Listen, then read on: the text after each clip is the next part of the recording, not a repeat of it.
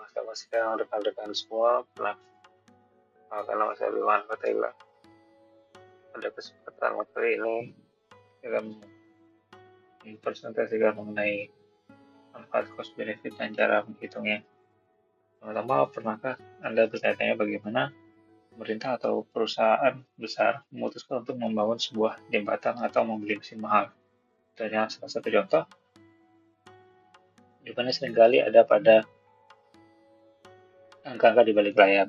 Dan hari ini kita akan coba membedah bagaimana cost benefit analysis membantu kita mengambil keputusan yang rasional dan berdampak luas bagi lingkungan serta masyarakat. Pertama, agar diskusi kita terarah, ada 5 poin besar yang akan kita bahas, mulai dari konsep dasarnya, kapan kita benar-benar butuh alat ini atau cost benefit ini. Ini contoh nyata ya, penerapan di dunia industri dan manajemen lingkungan. Lanjut. Sederhananya, cost benefit analysis ini adalah alat navigasi. Dalam ekonomi kesejahteraan, kita tidak hanya melihat apakah suatu itu murah, tapi apakah proyek atau kebijakan tersebut ini layak secara ekonomi dan sosial. Presentasi ini saya siapkan sebagai panduan praktis, bukan sekedar teori, tapi juga bagaimana kita menghadapi tantangan di lapangan.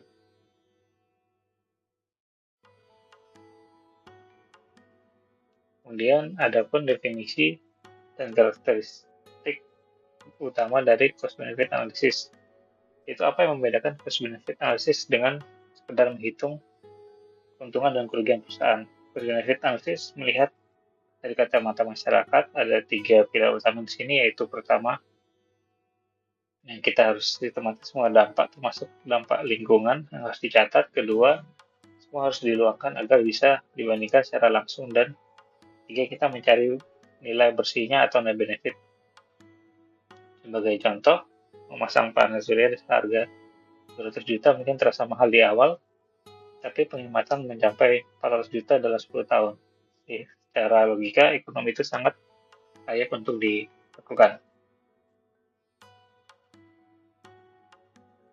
Kemudian, kapan cost benefit analysis diperlukan? Lalu, kapan kita menggunakan cost benefit analysis? Jawabannya adalah saat sumber daya kita terbatas namun pilihan kita banyak.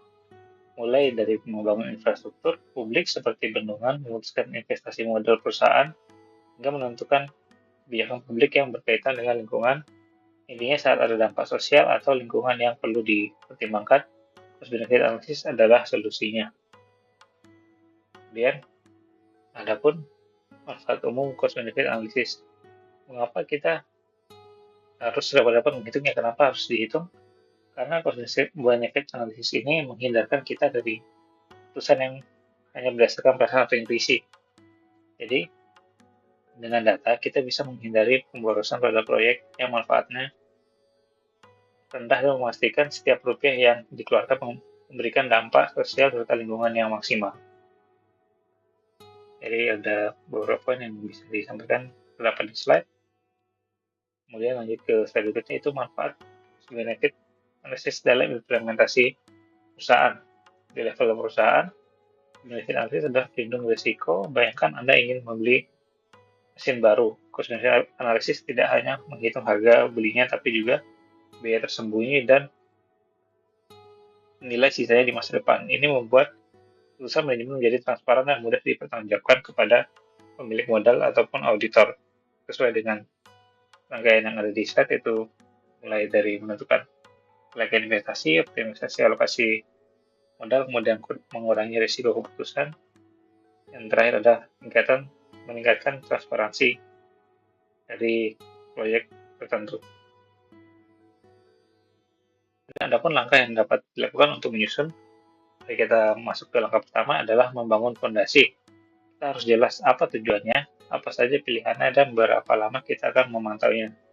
Jangan lupa petakan siapa saja yang akan terdampak, bukan cuma perusahaan, tapi juga masyarakat dan lingkungan sekitar.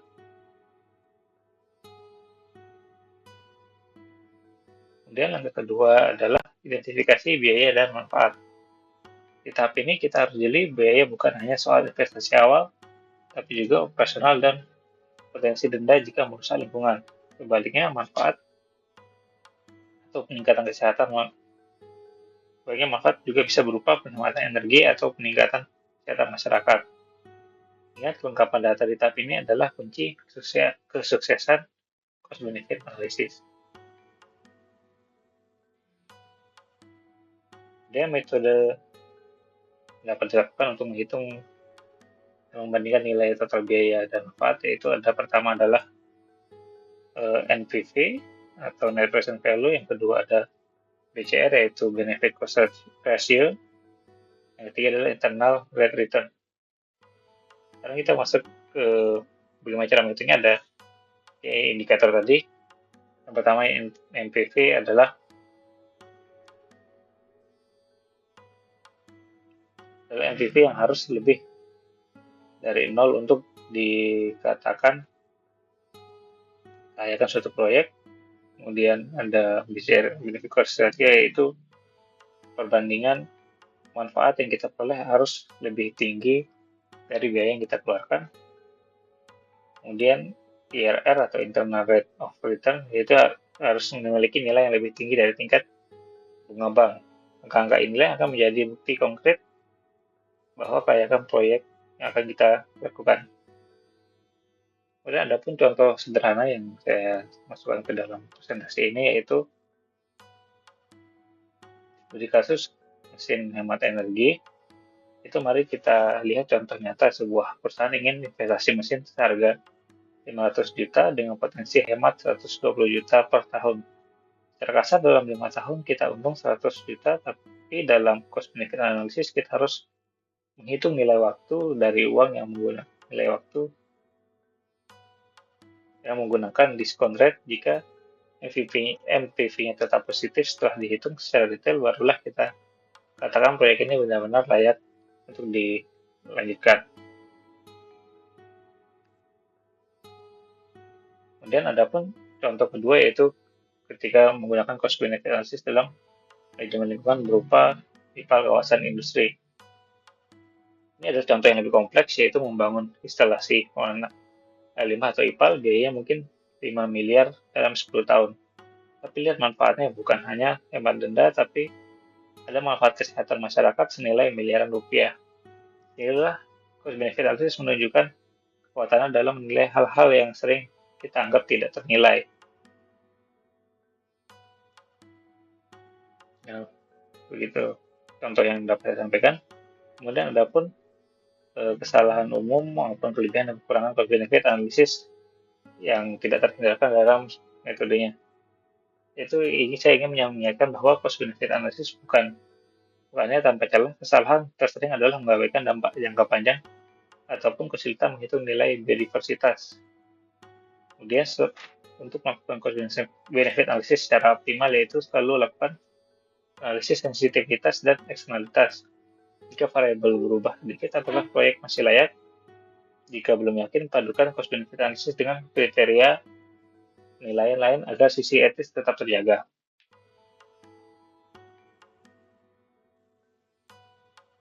Terima kasih. Mungkin sebagai penutup, kita dapat menggunakan cost benefit analysis sebagai alat untuk transparansi dan efisiensi, namun jangan lupakan aspek kemanusiaan dan etika yang mungkin tidak terperangkap oleh angka. Terima kasih atas perhatiannya.